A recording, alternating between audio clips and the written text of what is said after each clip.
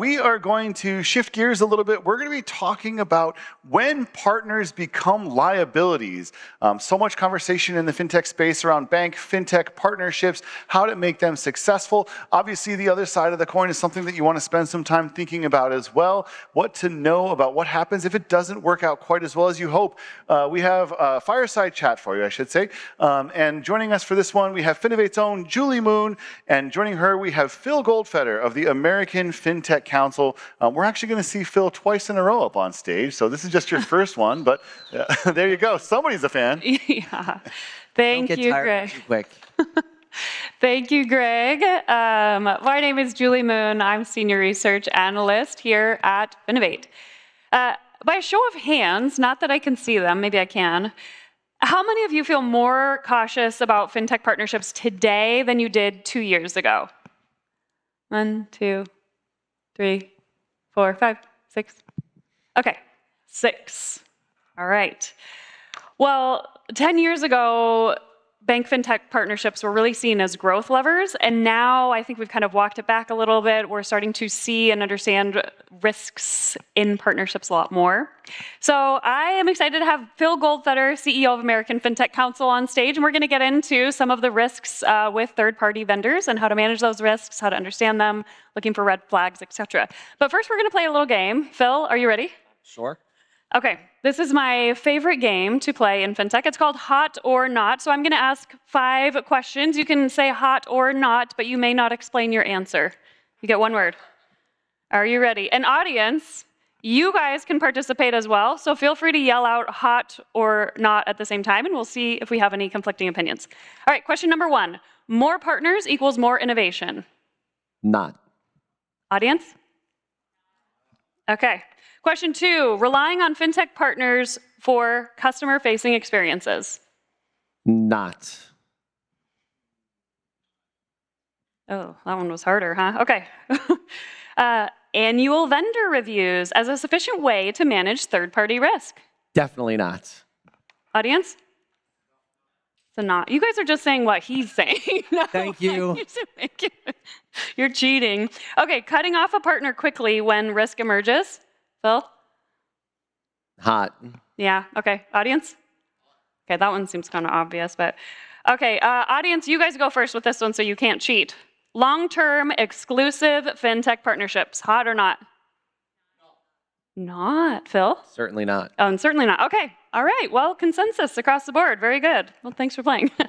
All right, so again, partnerships, we used to think were growth level. Now we're talking about them as liabilities. What has changed on how we evaluate fintech partnerships today?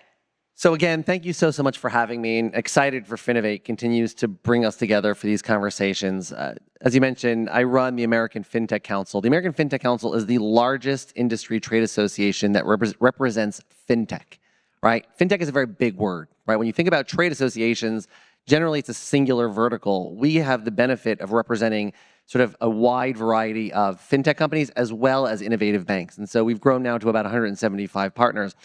Before I did this, I've been doing this for about 3 years. Before I did this, I spent 7 years at an innovative bank, one of the leading innovative banks. And we used to get together once a quarter for leadership meetings to talk about how do we make our processes smoother, right? How do we speed up onboarding for our technology partners? And there was this drive to, we got to speed it up, we got to speed it up, we got to make the process a little easier for our partners. And then we saw some of the challenges started to hit some of the banks out there with their bank partners. And all of a sudden, I remember like it was yesterday, we get to this one quarterly meeting, and someone said, how do we slow down our onboarding? Mm-hmm. And to me, that was a pivotal, it wasn't, oh, there's trouble now, so we have to slow down. It wasn't slow down for slow down's sake. It was, we do need that thoughtfulness, right? The slow pace of our onboarding with our partnerships was actually a strategic advantage that we had, right? We took it carefully. We understood the risks. We understand the compliance challenges. We understood what needed to happen. To me, from the industry, you're seeing something which is really exciting, is that fintech companies are starting to think about compliance long before they're talking to banks. Because the banks don't want to take those partners anymore who don't understand what is involved when it comes to financial services. And so I had a fintech company just last week who said to me, they're chief compliance officer and compliance team, they would put them up against any bank in the country. And for a fintech to embrace that level of regulatory compliance, that understanding what it takes to be a successful financial services company or to work with a regulated bank shows a huge transition in the ecosystem. Yeah, that's encouraging to hear, actually. Let's take a look at where banks are underestimating their risk exposure when it comes to partnerships. Where are they not looking to? I think, everybody at most banks today, and it's because we went through the consent order, right, winter, right, where over the course of 15, 18 months, there was more consent order for innovative banks than there were for any other. I think a lot of banks are a lot more thoughtful. I think the challenge today is the new technologies, right? And not just sort of, which technology partner should I take on? What can they do? It's understanding what those partners are going to do when they're inside your walls. And then how do you monitor that? And I think it's not a matter of they're not being thoughtful. The question is, are the right tools available yet? And do you know how to implement them? Meaning, so you could take the best partner or the best product, and I've met so many of them over the last couple of days, but if you don't know, number one, from a culture perspective, it won't fit within the confines of your institution, number one. And then number two is you don't truly understand how to utilize it. Again, it's not a bank or a financial institution being not thoughtful, but I think it's just sort of truly appreciating knowing what you don't know. And I think sometimes that's very, very difficult. Yeah, that is hard to know what you don't know, isn't it? All right, so we've talked a lot about bank risk. Let's switch to the fintech side. What do fintechs underestimate about going into a partnership with a bank? I would say this two ways, because this is a conversation I've been having a lot, less about fintech companies and their partnership with the bank, but also fintech companies who may want to become banks. You're seeing more and more charter applications with the OCC. And I think there are some companies who are going in knowing what their responsibility is. I heard a keynote from the chief banking officer over at Mercury, who I believe got their sort of soft approval. I forget what they call it. And he said that they have a responsibility, right? As one of the first, again, in a long time to sort of step in and decide to become a bank, they have a responsibility to do it right. And unfortunately, not everybody thinks about it the same way, right? And so they've invested the time, the energy, the effort. They've brought on the compliance teams. They brought on the right group of people and the right technologies to ensure that they can transition into a bank successfully.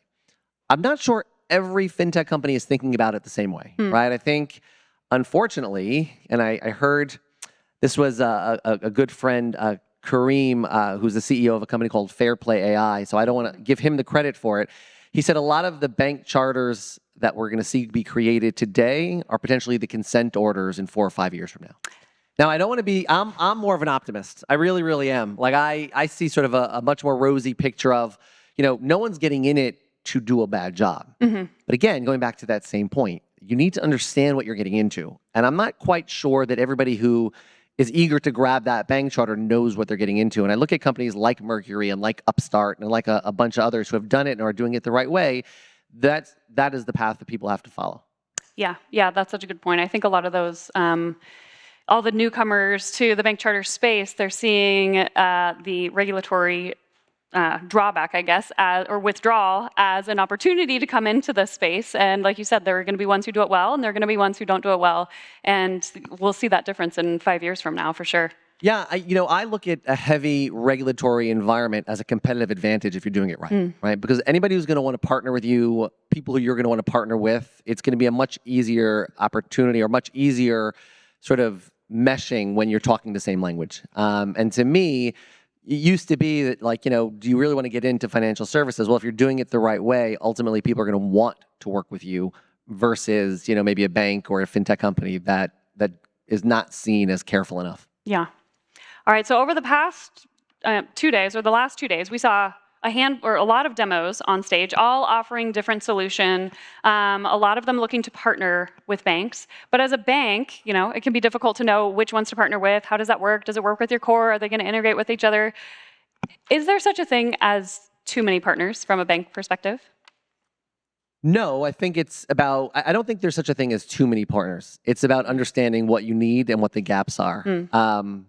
I don't know if I've heard enough about what's happening in AI over the last few days. need some more. Yeah. That was pretty okay. I got some laughs. You have, again, it almost seems so simple. And when I say it, and I always sort of, I try to look back after conversations like this, and I said, was that just so obvious? Did I say what was so obvious? But sometimes it's the most obvious thing that you just don't necessarily realize. You're sort of looking out at the larger strategy, and you don't necessarily appreciate kind of what's right in front of you. There are a lot of AI has a lot of promise, right? There's a lot of opportunity. Yeah. Understanding what each company or each vendor or each partner is going to provide you. Number one, can they do it? Number two, can they integrate seamlessly into your current systems, right? And so not every partner is going to be able to walk in the front door and all of a sudden be able to deliver the efficiencies that they promised that they would. And number three is to know where they're failing, right? And to be open and honest with yourselves and with them about where there are gaps and who else can help fill in those voids and those pieces. And so, again, I don't think there's such a thing as too many, but it's understanding who they are, what they do, and the best ways they fit together. So to kind of dig into that a little bit, how would you recommend banks evaluate and rationalize their stacks? You have to, we pitch at the American Fintech Council about sort of talking and engaging with those who have done it before you, right? I hate to say this, there's so many banks who have been through the trials, the tribulations. There are those who got the consent orders, in the last 3 years who are now coming out of them, who have learned from those mistakes. They've built on their tech stack. They've enhanced their CMS and their compliance management. And so you don't have to rewrite the playbook. I often tell this story.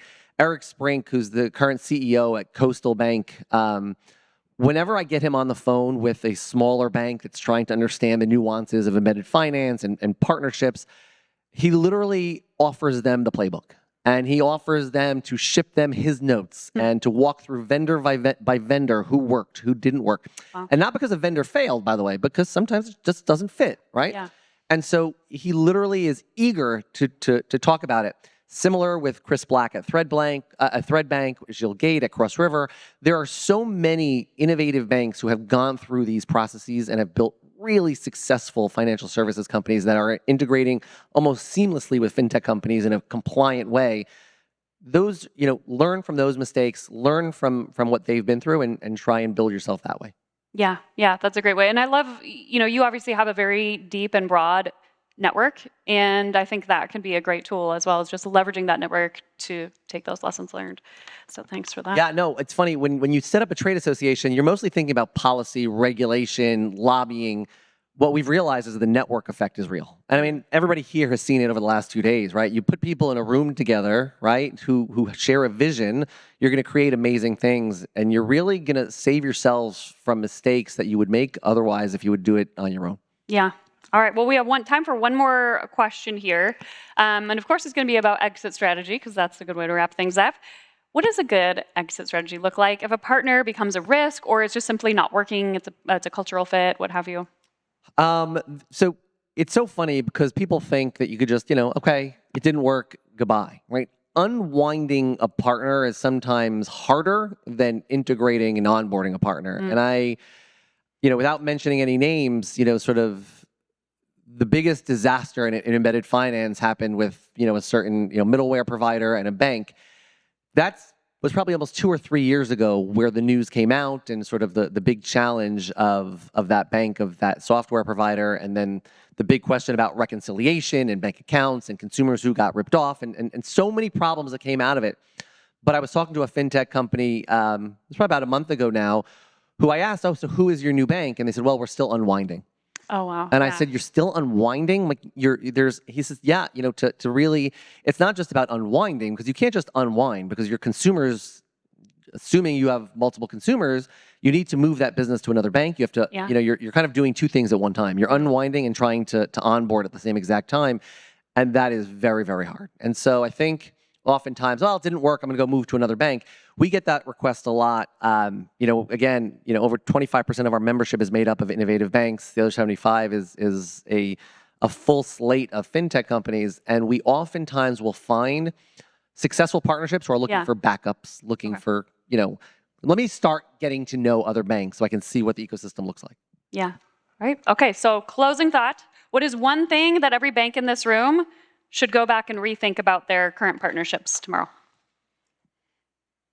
I think that, again, and I can't say this enough, sometimes the hard thing to do is the right thing to do, right? You know, we oftentimes think, well, you know, it's too hard. You know, I'm already pot committed, as they say, right? The earlier you can recognize there's a challenge, it's so much easier. I mean, I go back to, you know, when I started dating, right? You know, breaking up, you know, as you get it's harder and harder to break up as the relationship grows longer and longer. Similar here. The longer you're working together, you're integrating together, and it's just simply not working, the harder it's going to get to unwind. And so it's about being honest with yourselves. And I think too many people fool themselves. And I'll tell you, I'm a recovering politician, aspiring banker. And I can tell you that the best, most qualified candidates who run for office do not always win, right? Big shock.